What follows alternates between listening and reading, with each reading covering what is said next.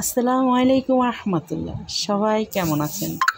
অনেক দিন পর আপনাদের সাথে আবার রান্নার নিয়ে চলে আসলাম। রেসিপি বলবো না, কারণ আমি যেটা রান্না করতেছি অবশ্যই দেখতে পেয়েছেন কি রান্না করব। রুই মাছের মুড়িঘণ্ট।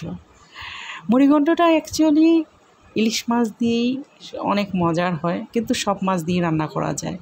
আর এটা অনেক আপুরাই অভিজ্ঞ, অতএব শেখানোর কিছু নেই।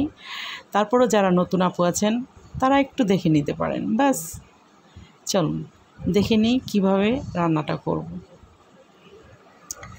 আমি কিন্তু এখানে যেহেতু আমি পুরো রুই মাছটা নিয়েছি, তাই মাথাটা বাদ দিয়ে লেজ আর মাথা দিইনি। এটার মাঝে আমি 8-10টার মতো পেঁয়াজ নিয়েছি, আর রসুন নিয়েছি বড় সাইজের 3টা। ওগুলো আমি ব্লেন্ডার করে নিয়েছি। ব্লেন্ডার বা শিলপাটায় বেটে নিলেও পারেন। আর আস্ত কাঁচামরিচ দিয়েছি, কারণ হলো জাল যদি বেশি হয়ে যায় আমার বাবুরা খেতে পারবে না। আর যদি আমার জাল লাগে তাহলে কাঁচামরিচ নিয়ে নেব। আমি এগুলো একটু ভেজে নিব।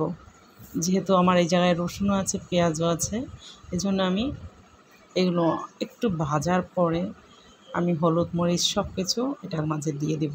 তবে হলুদটা অনেক মাত্রায় না, হালকা হলুদ দেব। আর জালটা যেহেতু একটু বেশি হবে, কারণ আমার মরিচটা অনেক জাল, অল্প দিলেই অনেক জাল হয়ে যায়। তাই অ্যাকচুয়ালি মেয়েরা রান্না করতে করতে অনেক গল্প করতে পারে, কারণ মেয়ে মানুষই তো গল্পের, তাই না? চলুন গল্পের সাথে সাথে রান্নাটাও শেষ করে ফেলব। আমরা মেয়েরা অন্য কিছু পারি আর না পারি, লবণ কম হলেও সমস্যা নেই, কিন্তু রান্নাটাকে যেমনই হোক চেষ্টা করে যাই। আর কিছুতে পারদর্শী না হলেও আমি এই জায়গায় আদা দিচ্ছি বড় টেবিল চামচ, 1.5 চামচ, 1 চামচ আরও হাফ, বড় টেবিল চামচে দেওয়া হয়েছে। আমি যেভাবে দেখি ফেসবুকে আপুরা এত সুন্দর সুন্দর রান্না করছে, আমি তো মাথা খারাপ। আর আমি যখনই দেখি ভালো লাগে, কোনো নতুন নতুন রান্না দেখলে আমি ট্রাই করি, চেষ্টা করি। আমি অত বড় রাঁধুনি না হলেও কিছু কিছু রান্না আপুদের থেকে দেখি, ভালো লাগে। অনেক সময় ট্রাই করি ওনাদের মতো রান্না করতে চেষ্টা করছি। আমি হলুদ দেব 1 চা চামচ, একটু বেশি অল্প আর কি, অল্প একটু বেশি, শুধু হলুদটা কালার, হালকা একটা কালার হবে। আর আমার মরিচটা কিন্তু অনেক জাল, আগেই বলে নিলাম। দেখতে দেখা যাচ্ছে অল্প দিচ্ছি, কিন্তু জাল প্রচণ্ড। আমি দুই চা চামচ মরিচ দিলাম, আর ধনিয়া গুঁড়ো দিলাম 2 চামচ। আমি এগুলো একটু নাড়া দিয়ে নিব, ভেজে নিব আর কি, সবগুলোর সাথে একসাথে মিশিয়ে। একটু পর পানি দেব।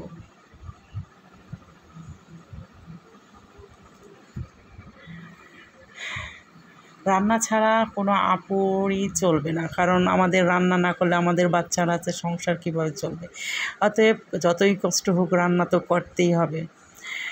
রমজান মাসে আমি রান্নার রেসিপি একটাও দেই নেই, কারণ রমজান মাসে অনেক ঝামেলা থাকে। আর এমনিতেই রোজা রেখা একটু ঝামেলা হয়ে যায়। তারপর ঈদের পর দিব ভাবছি, তারপর ঈদের পর তো আমি একটু অসুস্থ ছিলাম। এখন আল্লাহর রহমতে ভালো আছি। এজন্য আজকে আপনাদের সাথে মুড়িঘণ্টটা শেয়ার করছি। জানি না আপনাদের কেমন লাগবে, আমার ভয়েস কেমন লাগে আমি জানি না। যদি আমার কোনো ভুল হয়ে থাকে ক্ষমা সুন্দর দৃষ্টিতে দেখবেন সবাই, কারণ মানুষ পারে না এমন কোনো কাজ নেই। এখন আমার হয়তো একটু উল্টাপাল্টা হচ্ছে, ইনশাল্লাহ অবশ্যই আমি ব্লগ করতে করতে অনেক সুন্দর আপুদের মতো নিশ্চয়ই ভালো পারবো। তবে সবাই আমার পাশে থাকবেন, কারণ আপনারা যদি পাশে না থাকেন আমার উৎসাহটা নষ্ট হয়ে যাবে। অবশ্যই আমার পাশে থাকবেন, আমিও আপনাদের পাশে থাকবো। আর লাইক কমেন্টস আমাকে করবেন উৎসাহ দেওয়ার জন্য। আমার ভুল হলেও বলতে পারেন, কমেন্টসে বলবেন আপু এটা করবেন ওইটা করবেন, কিন্তু তারপরও পাশে থাকবেন। আমি একটু পানি দিয়েছি, 2 বার পানি দিয়েছি। একবার অল্প পানি দিয়ে একটু কষিয়ে নিয়েছি, আরেকবার একটু বেশি পানি দিয়েছি, ওইটা স্কিপ করে গেছে। এখন আমি মাছগুলো দিয়ে দিব। আর আমি মাছগুলো খুব সুন্দর করে মানে পরিষ্কার করে নিয়েছি আগেই। আমি সবগুলো মাছ একসাথে দিয়ে দিব।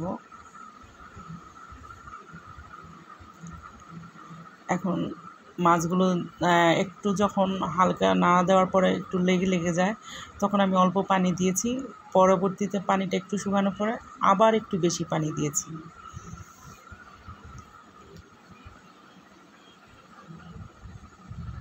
এখন আমি নাড়াচাড়া দিয়ে এটাকে কিছুক্ষণ ঢেকে রাখবো। এই একটু পানি দিয়ে নিচ্ছি আর কি।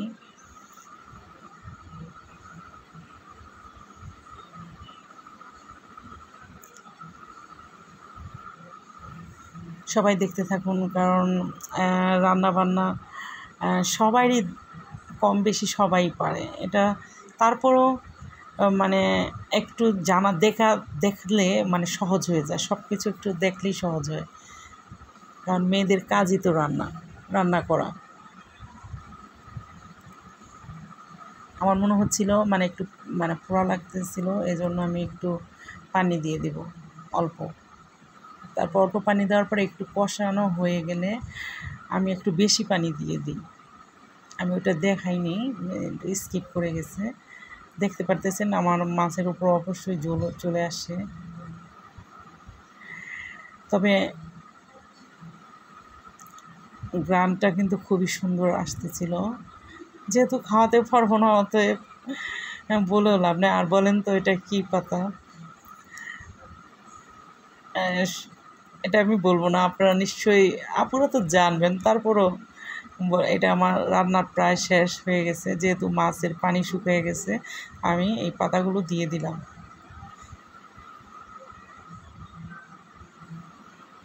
এই পাতাটা দিলে অনেক সুন্দর ঘ্রাণ আসে। একটু বলে দিলাম, জানি পারবেন, তারপর আর কি। সবাই ভালো থাকবেন। আচ্ছা, আল্লাহ হাফেজ।